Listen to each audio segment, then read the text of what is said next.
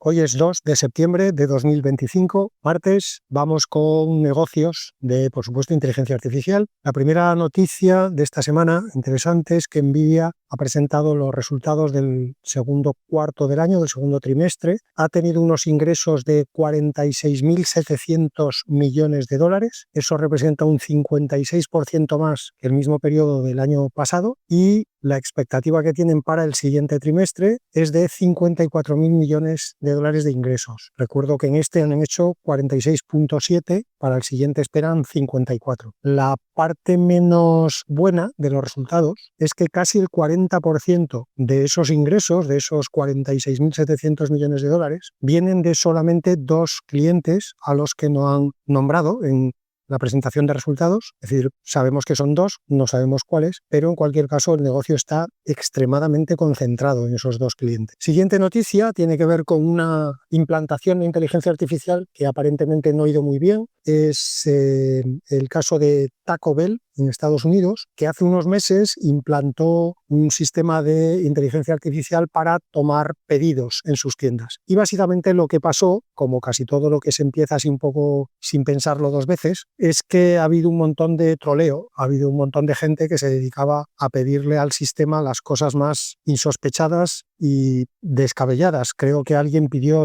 no sé cuántos miles de botellas de agua. Y bueno, pues digamos que después de este tiempo Taco Bell ha pensado que igual es un buen momento para dar un poquito de marcha atrás, pensar un poquito el deployment y ver este tipo de posibles agujeros en el sistema, cómo corregirlos y plantearse volver a ponerlo en marcha dentro de un tiempo, sobre todo en los locales que tienen más tráfico. La siguiente noticia, por contra, es una implantación de inteligencia artificial que al parecer está yendo como un tiro y es la de Salesforce, porque Marc Benioff, que es el CEO de Salesforce, esta semana ha hablado un poquito de cómo va la empresa y de cómo va la implantación de inteligencia artificial en la empresa, y ha dicho que los agentes de inteligencia artificial han reemplazado a aproximadamente la mitad del personal de apoyo de la compañía. Eso en número de empleos se traduce en unos 4.000 empleos. Según Benioff, los agentes de inteligencia artificial manejan ahora aproximadamente el 50% de las interacciones con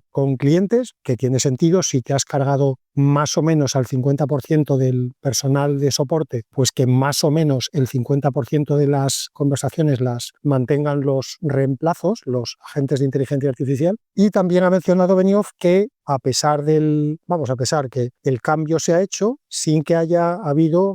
se haya notado ningún impacto en los niveles de satisfacción de los clientes, que por lo visto o no han notado el cambio o lo han notado, pero les ha parecido que un agente de inteligencia artificial lo hace tan bien o tan mal como lo hacía el humano correspondiente que les atendía antes. Y hablando de agentes de inteligencia artificial, la cuarta noticia tiene que ver con un estudio de la Universidad de Columbia, de Yale y de una empresa de inteligencia artificial que se llama My Custom AI, sobre cómo compran los agentes de inteligencia artificial en un marketplace. El estudio está bastante bien montado. Lo que han hecho es simular un marketplace, pues imaginemos una página tipo Amazon, y han utilizado a 3 agentes de inteligencia artificial distintos, uno basado en GPT 4.1, otro basado en Claude 4 Sonnet y otro basado en Gemini 2.5 Flash, y a cada agente lo que le pedían es que le recomendara un producto del marketplace en distintas categorías.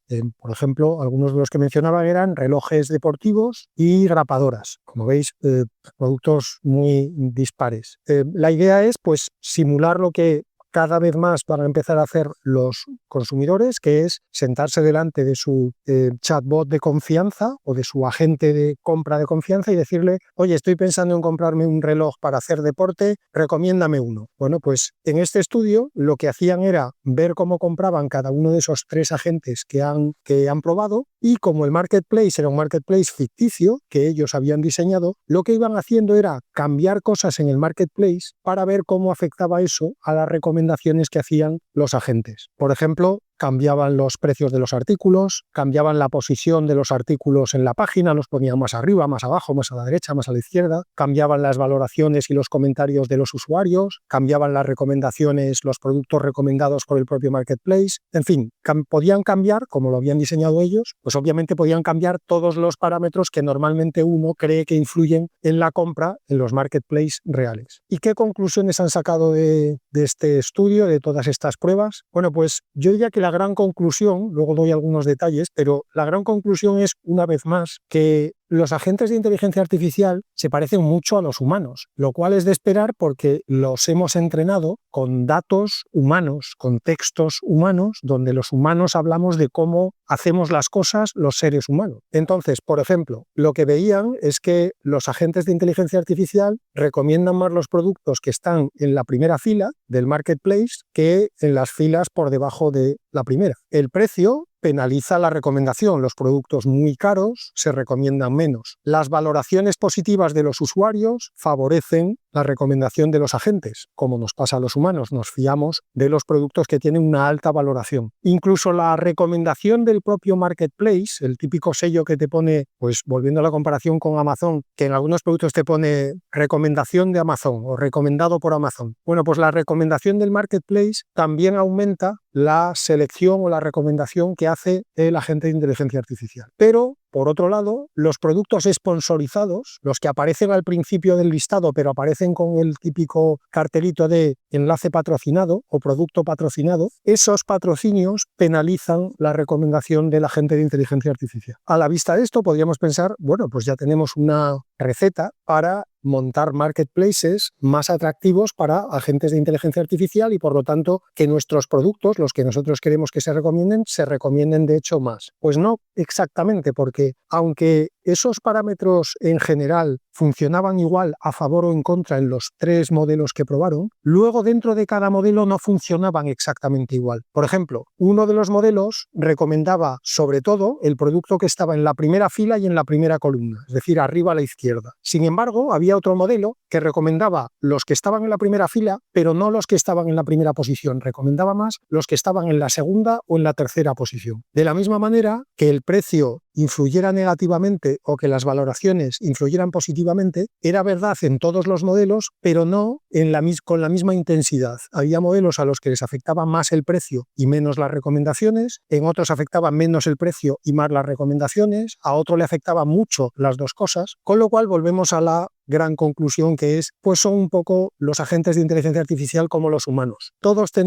los humanos nos comportamos en líneas generales de una manera parecida, a todos nos gustan más las cosas baratas que las caras, a todos nos influyen más las recomendaciones positivas que las negativas, pero luego el peso de cada uno de esos factores pues depende. Pues la gente que tiene más dinero que gastar, el precio le influye menos que al que tiene menos dinero que gastar, aunque a los dos les guste, digamos, tener la sensación de haber hecho un buen trato y de haber conseguido un buen producto al mejor precio. Pero ese concepto de al mejor precio es distinto en función de cuánto dinero tengas. Las recomendaciones, pues igual, a todos nos influye la opinión del grupo, el famoso group thinking, pero hay gente a la que le influye más y gente a la que le influye menos. Pues con los agentes de inteligencia artificial pasa un poco lo mismo y, como decía antes, es algo que vemos en muchos estudios en los que analizamos comportamientos de los LLMs y de los agentes de inteligencia artificial y lo que vemos es que al estar entrenados con datos humanos, pues replica un comportamiento que en general se parece mucho al comportamiento que tenemos los seres humanos. Yo creo que esto al final va a ser un poco como en su día empezó y continuó siendo el SEO, una especie de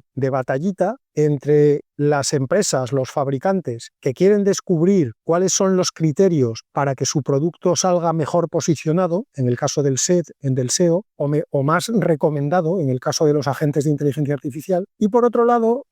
con el SEO Google y con los agentes de inteligencia artificial, los que lo fabriquen, intentarán, a medida de que detecten que los fabricantes hacen, por decirlo así, trampas para posicionarse mejor, pues irán corrigiendo los entrenamientos de los LLMs para hacerlos lo más inmunes posibles a esas trampas y que, por lo tanto, sus recomendaciones no estén influidas por acciones de marketing o acciones dirigidas de los fabricantes. Y termino el apartado de negocios con un artículo que he leído sobre el futuro de los 6 grandes holdings de comunicación, lo que en Estados Unidos llaman los holdcos, y que para los que no conozcáis mucho del sector son Dentsu, Havas, IPG, Omnicom, Publicis y WPP. Pues como digo, el artículo analizaba un poco su futuro y aventuraba un futuro pues no muy brillante. Para empezar, ya no está siendo muy brillante el pasado más reciente, porque desde 2019 a 2024 estos 6 grupos, las Big Six, han reducido su share de gasto publicitario en Estados Unidos del 44,5% al 28,3%. Estamos hablando de 16 puntos de caída en 5 años. Mientras que el gasto gestionado directamente por las empresas ha subido en ese mismo periodo del 9,8 al 30,3, es decir, 21 puntos, 20,5 puntos en 5 años. El resto, el tercer bloque, es el presupuesto gestionado por agencias independientes, por agencias más pequeñas, que se ha mantenido básicamente estable. Ha caído del 45 al 41, que comparado con los otros 2 movimientos es muy pequeño. A ver, este movimiento no se debe directamente o exclusivamente a la influencia de la inteligencia artificial generativa, porque si se ve la tendencia en estos 5 años, no es un movimiento que se haya concentrado en los últimos 2-3 años. Es un movimiento que ya empezó en 2019. ¿Y por qué? Bueno, pues para empezar, porque muchos de los grandes medios, Google, Meta, Amazon, cada vez han ido dándole a los anunciantes, a las agencias también, pero con la posibilidad de que los usen directamente los anunciantes, cada vez les está dando más herramientas de autogestión. Con lo cual eso ha hecho que algunos anunciantes se hayan planteado, oye, esto cada vez es más fácil de hacer, cada vez nos lo están poniendo más fácil, con lo cual igual lo podemos hacer nosotros mismos. Además, el hecho de que se haya hecho tan fácil ha hecho que hayan empezado a entrar en el pool publicitario, pues muchas pymes, muchas empresas que antes no se podían plantear poner un anuncio o hacer una campaña de publicidad porque no se podían plantear pagar los gastos de una gran agencia o de una gran central de medios, pero que con esas herramientas de autogestión han entrado en el mercado y por lo tanto ese nuevo gasto que ha entrado en el mercado no se ha ido a las Big Six. Y también está el tema, no menor, de que la presión de resultados, y esto no es de los últimos 5 años, sino yo diría que de los últimos 20-25, cada vez se ha concentrado más lo que tradicionalmente se llamaba el corto plazo. El corto plazo cada vez es más corto, la presión de resultados de los accionistas es cada vez mayor y eso hace que las empresas necesiten cada vez más herramientas de ensayo y error más rápidos. Y las grandes agencias, estas Big Six, pero en general cualquier agencia de un cierto tamaño, es muchas cosas, pero desde luego no es rápida. Y por lo tanto, esa capacidad de reacción cada vez más necesaria en el corto plazo, que a su vez es cada vez más corto, hace que las empresas hayan ido buscando maneras de poder acelerar sus procesos. Y ahí es donde sí que la inteligencia artificial generativa en los últimos 2 o 3 años ha encontrado un campo abonado, porque esa demanda que ya existía de poder hacer pruebas, de poder hacer primero más pruebas y después hacerlas más rápido, ver resultados más rápido y por lo tanto, por ejemplo, si pruebas diferentes ejecuciones, tener más rápida la respuesta a cuál es la mejor ejecución y poder seguir haciendo iteraciones de esa mejor ejecución muy rápido, pues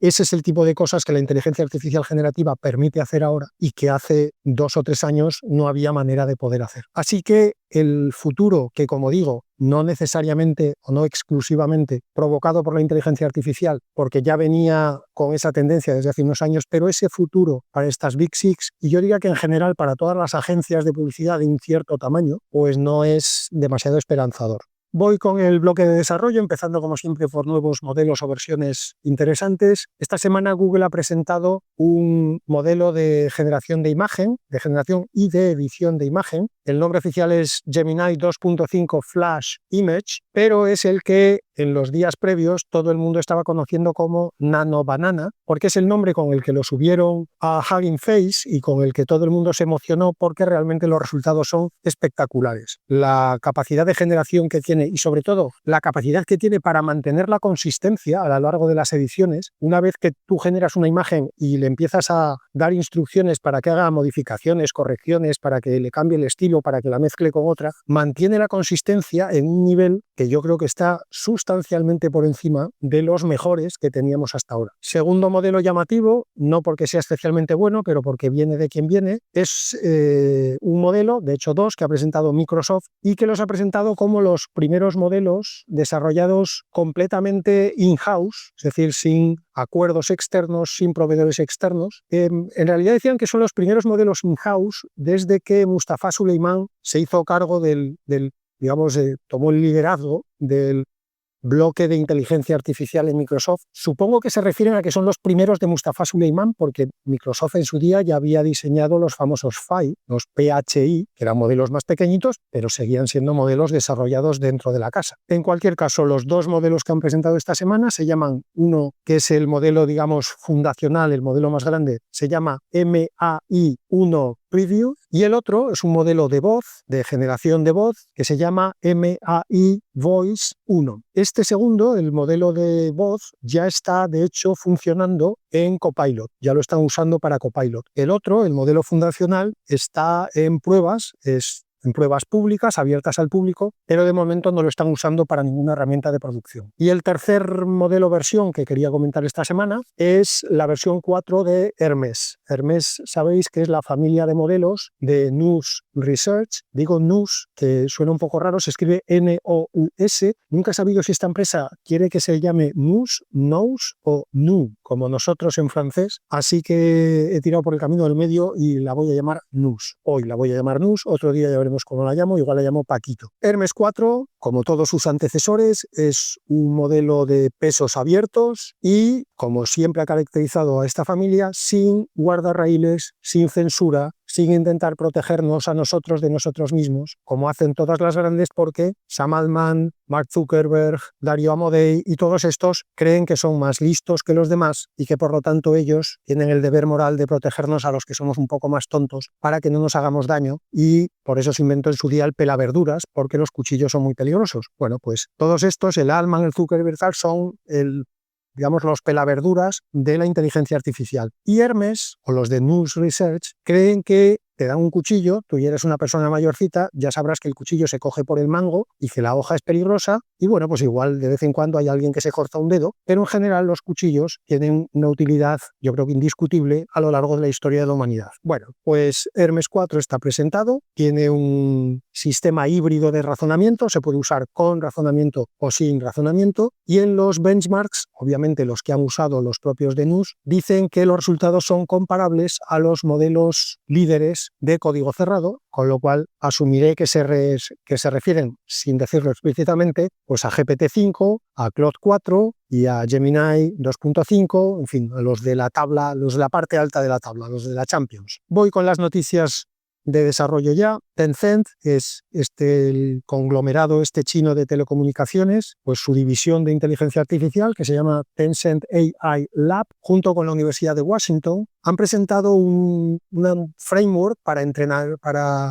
entrenamiento de LLMs, al que han llamado R, la letra R, -0, 0 con Z como en inglés. Y lo que tiene de interesante esta framework es que permite entrenar modelos sin necesidad de datos etiquetados por humanos. ¿Y cómo lo hacen? Pues usan el mismo principio que se usa en las GAN, en las Generative Adversarial Networks, redes adversariales, si eso existe en redes adversativas, generativas. Es decir, como sabéis, en las GAN, tú lo que haces es enfrentar a dos modelos con objetivos opuestos. El típico caso que se pone siempre es los filtros de spam. Tú, para entrenar a un modelo con el objetivo de que detecte correos de spam, pues lo que haces es lo enfrentas a un modelo al que le pones como objetivo generar correos de spam. Al que genera correos de spam le das puntos con un sistema de reinforcement learning, de recompensas, le das recompensas cada vez que consigue colarle un correo de spam al otro. Y al otro le das puntos cada vez que consigue detectar un correo de spam del primero. Con lo cual el primero tiene que ir mejorando su habilidad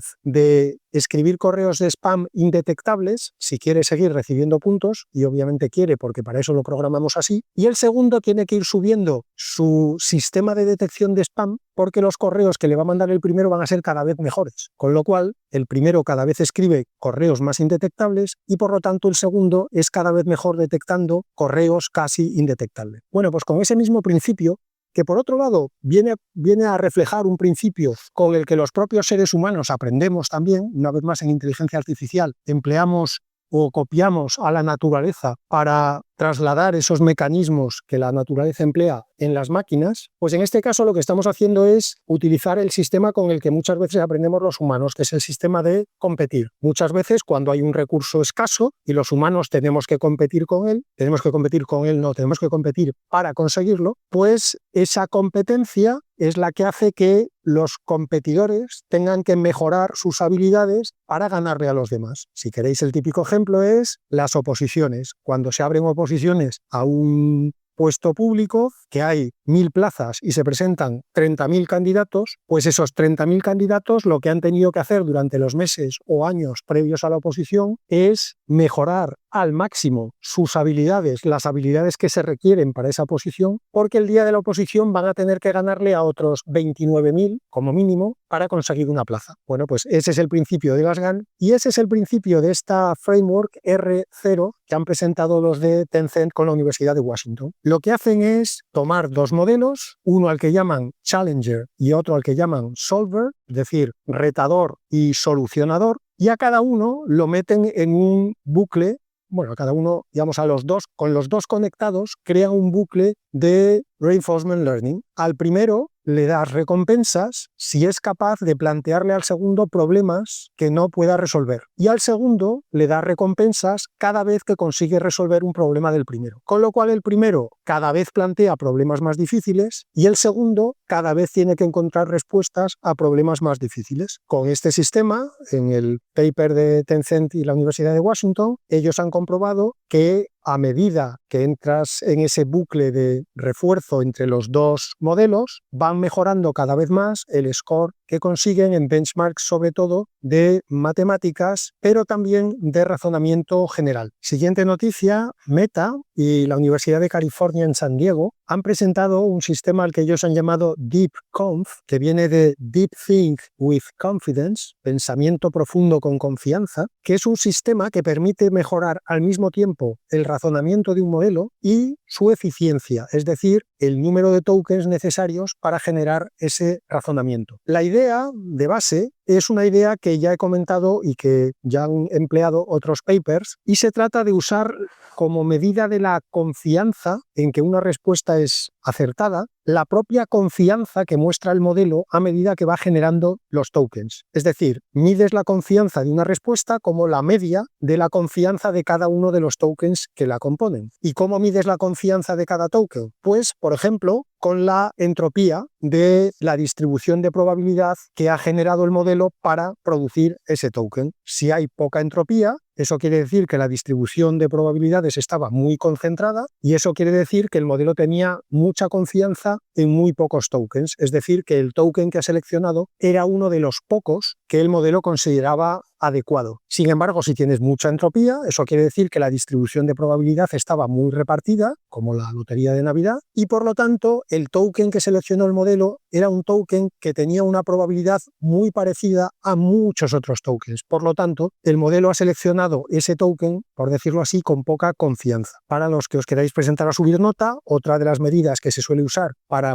valorar la confianza con la que un LLM selecciona un token se llama precisamente self-confidence, autoconfianza. Y es simplemente la media, para los que os queráis subir a presentar más nota todavía, en realidad es la media negativa de las probabilidades. Para los que queráis más subir nota, en realidad son las probabilidades logarítmicas, las log probabilidades, de los primeros K tokens seleccionados. Y K es un parámetro que se puede seleccionar en función de donde quieras hacer el corte. De nuevo, si ese parámetro de self-confidence es muy alto, eso quiere decir que la probabilidad está muy concentrada en los primeros K tokens y por lo tanto eso quiere decir que el token seleccionado se ha elegido, por decirlo así, por el LLM con una confianza muy alta. Bueno, pues una vez hecho este recordatorio sobre cómo se calculan las confianzas de los tokens, lo que hace este DeepConf, este sistema de Meta y la Universidad de California en San Diego, es hacer que el modelo genere un montón de probabilidades en paralelo. Cuando digo un montón, pues me refiero a que en el paper ellos han usado 512. Cada vez que le haces una pregunta, el modelo genera 512 respuestas en paralelo y lo que va haciendo el modelo es, a medida que va generando cada token nuevo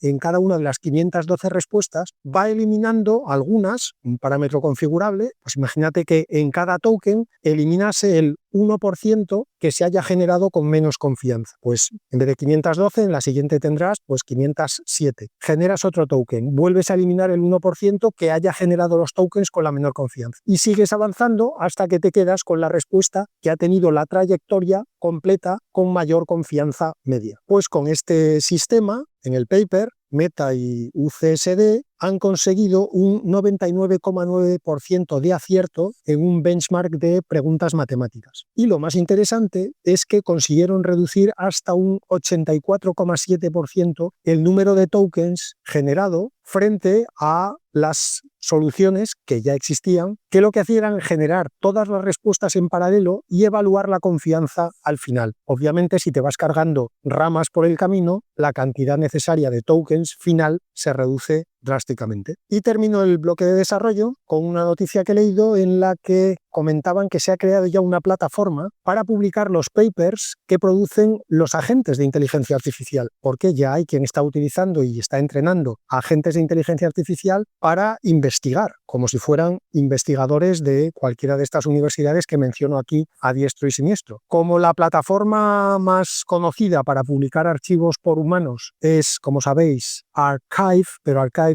escrito con X, de hecho sería como Archive, A-R-X-I-V, pues a esta la han llamado AI-Shive, o sea, AI, X y V, jugando con lo de AI en el principio por Artificial Intelligence. Los papers que se publiquen en esta nueva plataforma pueden ser revisados por pares, bien por pares humanos o por otros agentes de inteligencia artificial que actúen como revisionistas o como comentaristas de los papers originales. Con la ventaja de que aquí, una vez que humanos u otros agentes de inteligencia artificial hayan revisado un paper, el agente original puede utilizar los comentarios que le han dado para reescribir y mejorar su paper y hacerlo además a toda velocidad. Es decir, tal como le das los comentarios, automáticamente te produce una versión incorporando esos comentarios. Esto obviamente acelera el desarrollo de las investigaciones, pues también, como decía antes, con la reducción de los tokens del DeepConf drásticamente. Y termino ya, como siempre, con las pildoritas de la semana. Microsoft ha anunciado que va a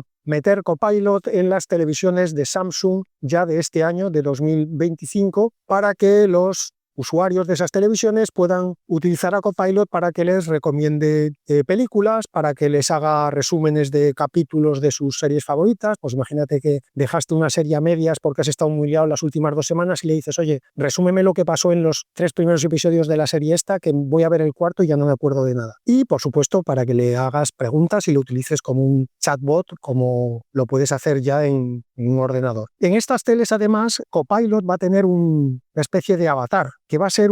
cito textualmente, un blob, B-L-O-B. Si veis las fotos, obviamente en el podcast no la puedo poner, pues sí, es como una especie de bola de blandibloop con ojos. Es como si Clippy hubiera vuelto del cementerio de malas ideas, que está, por cierto, atiborrado, creo que están ampliando ya más allá de la M40, como si Clippy hubiera vuelto y se hubiera caído un blandiblob y hubiera salido Clippy, pero envuelto por una especie de plastilina pegajosa. A mí me parece lamentable la imagen de Copilot, pero dicho eso, estoy seguro de que triunfará de todas estas generaciones que tienen letras. Siguiente pildorita, OpenAI ha puesto ya a disposición general su API de tiempo real, que como podéis imaginar se llama Real Time API. La API tiene por debajo obviamente un modelo que se llama GPT Real Time y es obviamente a día de hoy el modelo más avanzado que ha producido OpenAI para hacer speech to speech, porque en esta API tú le mandas voz y recibes de vuelta voz. Según OpenAI, obviamente recordar siempre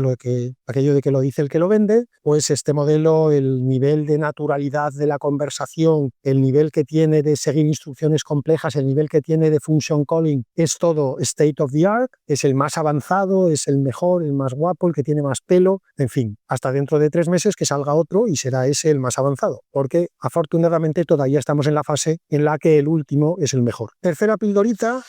varios sistemas de emergencias en Estados Unidos, que como pasa en España, están normalmente cortos de personal y tienen atascos y tiempos de espera que a veces se les disparan, pues varios de esos servicios de emergencia están empezando a utilizar un agente de inteligencia artificial, un agente de voz que se llama Aurelian, para que haga el triaje de las llamadas no urgentes del teléfono de emergencias, que allí sabéis que no es el 112 como en Europa, y es el 911. Se empezó a lanzar ya en pruebas el año pasado, en 2024, y a día de hoy ya está activo en una docena de ciudades. Insisto, para las llamadas no urgentes. Los ejemplos que ponen es que este Aurelian, o como lo pronuncien ellos, pues gestiona llamadas del tipo quejas por ruido muy alto, gente a la que le han robado la cartera con su documentación, en fin, cosas menores. En el caso de que la inteligencia artificial, el Aurelian, detecte que la llamada es urgente, la pasa inmediatamente a un humano sin intentar encargarse él de resolver la incidencia. La empresa que ha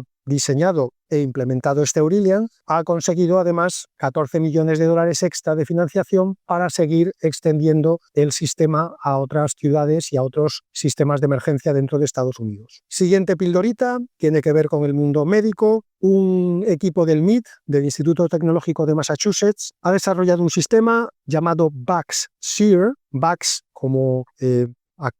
juego de letras de vacunas, VAX, y SEER escrito SEER, que es un sistema de Machine Learning diseñado para que haga la predicción de qué variantes de la gripe van a ser predominantes en cada invierno para así poder fabricar las vacunas que sean más eficaces contra esas variantes. Esto a día de hoy se hace a ojímetro, la OMS y, en fin, el CDC y todos estos tienen allí un montón de expertos que más o menos intentan anticipar cuáles van a ser esas variantes. Bueno, pues este VAX-SEER, este sistema de Machine Learning, lo que han hecho ha sido entrenarlos con un montón de datos de décadas y décadas de secuencias virales, de test de laboratorios, de cuáles eran las cepas más detectadas en cada momento del año, y a partir de todos esos datos históricos, el sistema se ha entrenado para hacer predicciones a futuro. Lo que han hecho para probar si funciona es pues un poco lo que hacemos con los LLMs, que les vamos dando los textos, pero de palabra en palabra, para que ellos tengan que hacer la predicción siguiente y ver si han acertado o no. Pues aquí lo que han hecho es entrenarlos, pero después quitarles los datos de las últimas, en concreto de la última década, y hacer que predigan esa última década solo con los datos de entrenamiento anteriores a la última década. Y el resultado ha sido que en los 10 últimos años han acertado mejor que de lo que lo han hecho en cada año los panelistas, los expertos humanos, como digo, en cada uno de los años de la última década. Así que a ver si con este VAX-SEER o con algo similar conseguimos que poco a poco vayan mejorando las predicciones, porque en este mismo artículo se mencionaba, hay años en los que la eficacia de la vacuna de la gripe está por debajo del 40%. Y no es porque la vacuna sea mala, sino porque la vacuna, como hay que hacerla, creo que son unos 6 meses antes, 6 meses antes decides cuál es la variante que vas a atacar, y si resulta que 6 meses después esa no es la variante más dominante, pues resulta que tienes una vacuna que no ataca a la variante que sí se ha hecho más dominante. VAX-SEER, como digo, ha mejorado las predicciones de los humanos, a ver si por lo menos, no digo yo que eliminemos a los humanos de golpe, pero que por lo menos tengan en cuenta la recomendación de VAX-SEER en las próximas predicciones de variantes. Y termino con otra pildorita, también relacionada con cuestiones médicas, porque UCLA, la Universidad de California en Los Ángeles, ha desarrollado un BCI, un Brain Computer Interface, una de estas cosas que intentan traducir lo que está pensando el cerebro, las intenciones del cerebro, a secuencias interpretables por un ordenador. Pues como digo, han diseñado un BCI que tiene como peculiaridad que no necesita ningún tipo de cirugía ni ningún implante en el cerebro, a diferencia de, por ejemplo, los que hace la empresa esta del grupo de Elon Musk y algunas otras que han salido últimamente, que sí que necesitan implantar unos pequeños electrodos en el cerebro del paciente. Y, pues como toda la cirugía, a pesar de lo que te dicen los médicos cuando vas, que te dicen, esta es una cirugía muy simple, muy sencilla, nada, no vas a notar prácticamente nada, y luego resulta que estás un mes con el posoperatorio, se te infecta un punto, te duele, no te dan pastillas para el dolor, en fin, los médicos, obviamente con el dolor ajeno, opinan de una manera que, vamos a decir, es muy generosa normalmente. Bueno, pues aquí la gran ventaja de este implante que ha diseñado UCLA es que no requiere ningún tipo de cirugía. Es como una especie de gorro que te pones en la cabeza y el gorro lo que hace es leer los impulsos eléctricos del cerebro, digamos que hacerte un electroencefalograma permanente. ¿Y qué tiene que ver todo esto con la inteligencia artificial? Pues que la inteligencia artificial participa no solamente de una, sino de dos maneras en este nuevo sistema de BCI. La primera manera es que utilizan una CNN, otra vez una Convolutional Neural Network, para, digamos, decodificar esas señales eléctricas del cerebro e intentar traducirlas a acciones o intenciones que el cerebro quiere poner en marcha. Si quiere mover una mano, si quiere parpadear, si quiere ponerse de pie, sea lo que el cerebro quiere hacer, tú lo que tienes simplemente son señales eléctricas. Bueno, pues una CNN es la que se entrena para intentar traducir esas señales eléctricas a acciones o intenciones. Y por otro lado, se emplean también dos, citando la palabra que ellos mismos usan, copilots, dos copilotos que están conectados a una cámara que ve lo que el usuario quiere hacer y le ayuda a hacerlo. Por ejemplo, este sistema se ha empleado en el paper para que los pacientes, digamos, intentaran dos cosas: mover el cursor de un ordenador en una pantalla y utilizar un brazo robótico para mover 4 piezas de una posición a otra posición preasignada. Bueno, pues estos dos copilots lo que hacían era, como están conectados a la cámara, cuando ven qué es lo que está intentando hacer el paciente, ayudan a que la tarea se consiga. Como estos dos copilots leen lo que la CNN, la Convolutional Neural Network, ha decodificado, saben cuál es la intención del paciente y entonces le ayudan a conseguir su objetivo. Si saben que el paciente va a querer mover